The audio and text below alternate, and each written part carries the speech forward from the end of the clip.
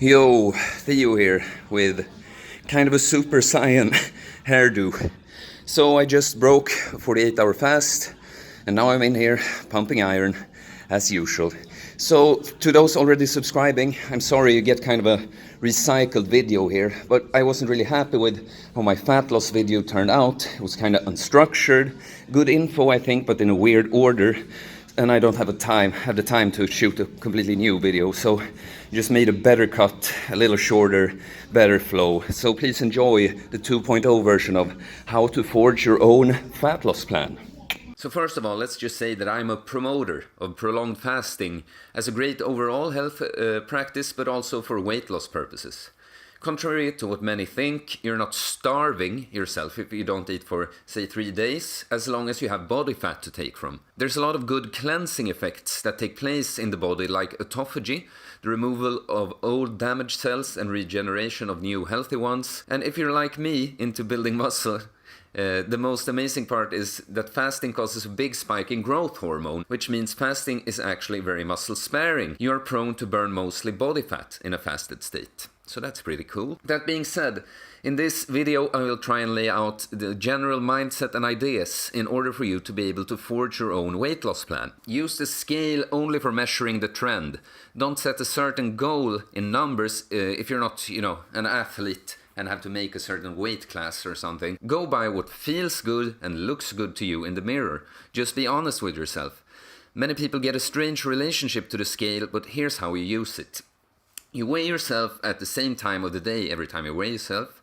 Be aware that you could be dehydrated or carry water and having varying amounts of food or crap in your gut. In other words, don't freak out if you've gained 1 kilo from one day to another, since the exact number is depending on many different factors.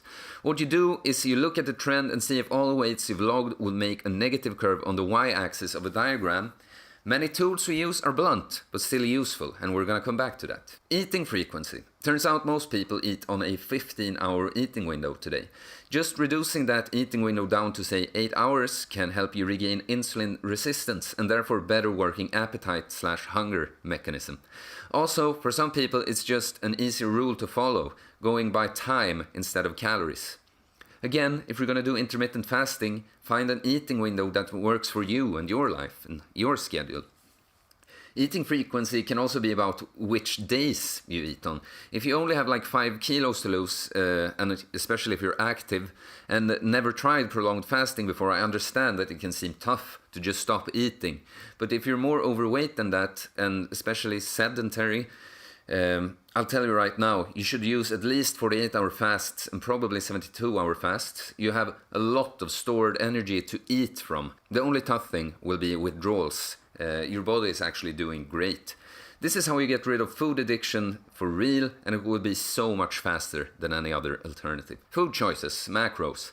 If you're serious about changing your lifestyle, the key is to find changes that are sustainable. So if you're on a really unhealthy diet, take one step at a time towards a better diet. Like Jeff Cavalier at leanx.com says, find healthy foods that you actually enjoy eating. There's going to be a lot of those, and if you have less healthy choices, make sure they work with the overall plan. If you eat a lot of sugars, your progression might look something like eating sugar, switching to artificial sweeteners, but still maybe having soda every day, but it's artificial, so you have your food addiction. Maybe you phase it out. Maybe you just drink them on weekends. Just because someone else eats in a certain way doesn't mean you have to. Find what works for you. Generally, low carb works better for weight loss for whatever reason. Yeah, I hate the expression, but people say you become this fat burning machine. And when you first do the switch to that diet, it happens for most people, but some people will stall. But generally, a deficit might be necessary too, but low carb is good for weight loss. Another blunt instrument is calories. Calories, it can both be that, say, I weigh 75 kilos and some other guy weighs 75 kilos. And if that calculator, it depends on what stats you put in, but some calculators might give me and this guy, even though say that he doesn't work out at all and I do 5 times a week, it might give us the same number, but in reality, he needs to be on a lot bigger deficit to burn fat.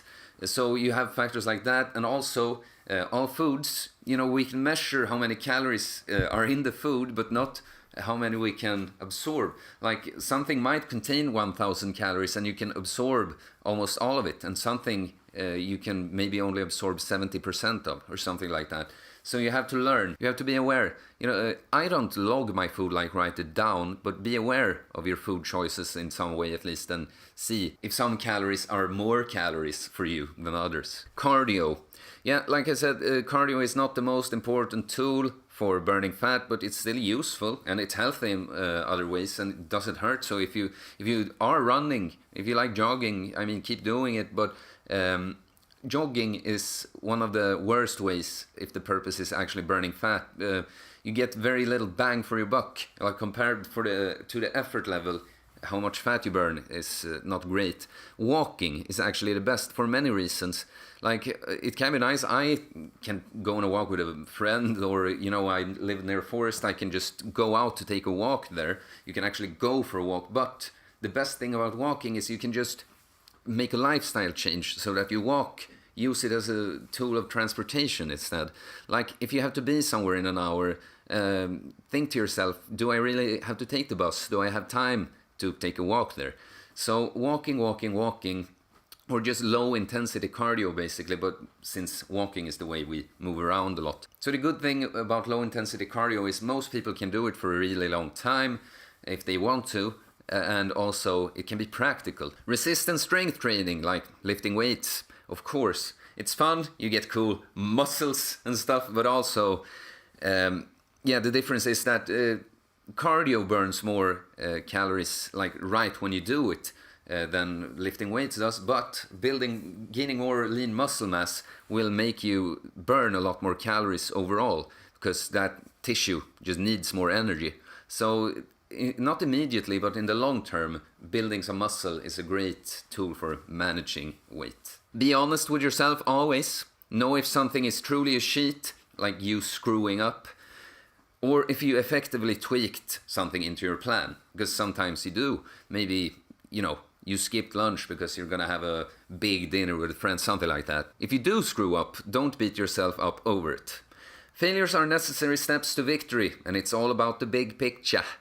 If you screw up 1 of 5 times, you're succeeding 4 of 5 times. With progress, in any way, I always say that the curve might go down sometimes, but as long as the ups are bigger or more frequent than the downs, that's the important part. Just like with a scale, you keep an eye on the trend. And finally, remember that your health and long-term well-being is much more important than a short, pleasant taste sensation in your mouth when you eat. I'll tell you right now, food wasn't the biggest one for me, but I've done that, seeking all the easy pleasures in life, that lifestyle. It made me feel like crap. I didn't realize how much it affected you. I'll never go back to living an unhealthy lifestyle. Even if it's tough to get there in the beginning, it demands discipline, it's so worth it. People today, they just want to be handed everything, a solution right away, but an immediate solution is, a band-aid most of the time. Like, take for instance this thing that I just remember that when you were going someplace where you hadn't been before, you had to call there and get directions ahead or something like that, and now you just have to know the address. You know the person's name. If you're visiting someone, you Google their name, get their address, punch it in your phone, and then you can just go like this there. And it's the same with weight loss. Like, what pill do I take? What magic workout program do I buy? What magical diet will just make me be able to eat how much I want and lose 5 kilos a week? Yeah. So my point is, I want to give you the tools. I want to give you the general mindset you should have, lay out the factors you can actually influence to lose weight. Hopefully you'll be able to forge an own weight loss plan. Why do we store body fat? Wouldn't it be better if the body could just take what it needs and then you crap out the rest? Well, for a modern human that would be easier for sure, but when you think about it, it's really a good thing that we store body fat. In the caveman days, we couldn't take food for granted, so when we got to eat, it was a good thing that we could store the excess in the form of body fat. The body is actually this dual fuel vehicle. When we eat, we run on glucose, sugar, and when we don't get to eat, we run on ketones, fat. I think this knowledge makes weight loss seem more doable. When you realize that body fat is actually food, it feels less like you're missing out on something if you try to lose weight. The difference today for us modern humans and the cavemen was that back then getting to eat, the challenge was getting to eat so you don't starve, and now it is not eating too much or wrong foods so we don't get fat or sick. So how do we lose body fat? Well, think of your body as the sum of a mathematical equation. You are a machine that uses a certain amount of fuel every day. If you get less than that amount of fuel from external sources, eating food, the body is going to find the fuel it needs from somewhere in the body instead, fat or muscle. And as a result, you're going to lose weight. If you get more than that amount, the body is going to turn some of that into muscle, provided the right stimulus is applied, lifting weights, and store the rest of the excess as fat. Calories in minus calories out equals amount of weight gained or lost. This I think everyone can understand. To lose weight, there's gonna have to be a negative result at the end of that mathematical equation, and to not gain it back, the result has to stay around 0 on average. If you want to build muscle, it probably has to be a positive result, because you could build muscle on a caloric deficit, but most of the time you want to eat a little more. But we'll skip that part since this episode is mainly about losing fat. There's a lot more finer points to this, but the principle stands. So first of all, losing fat is all about what and how you eat. Let me repeat that. Losing fat is all about the way you eat.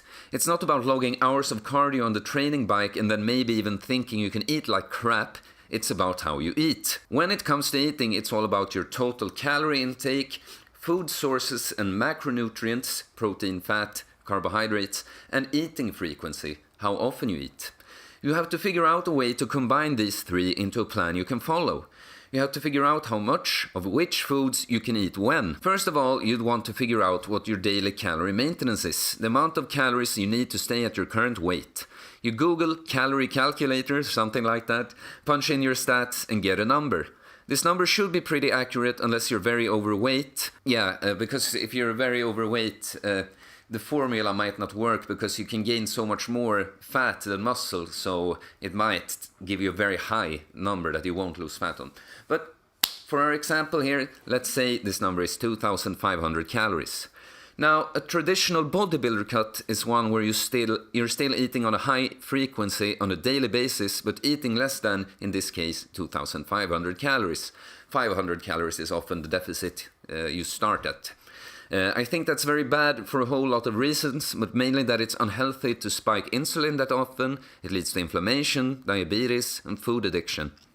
You want to find a way where you're in full control of what you eat and don't feel like you're starving yourself. That won't be sustainable. So I will say that it is possible to eat 6 meals a day on, say, a 500 calorie deficit, 2,000 calories in total for our example, but I would not recommend it.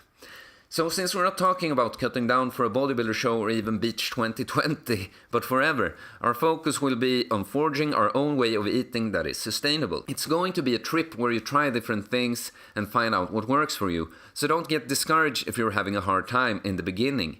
You're training your way of eating and will progress just as you do lifting weights. So for our example, say that you're this 2,500 calorie maintenance guy. Maybe you say that, I'm not even hungry in the mornings anyway, so why don't I have my first meal of the day at lunch? Then I have dinner after work. This will give me about a daily 7-hour eating window and daily 17-hour fasting window. This means that if I want to be on a 500 daily caloric deficit, I can even have 2 nice-sized meals, 1,000 calories each. I think this is a routine I can follow. So this is at first when you decide you're gonna lose weight, you make a plan to make that formula or the mathematical equation have a negative result using the different factors, manipulating them in a way you think will work for you.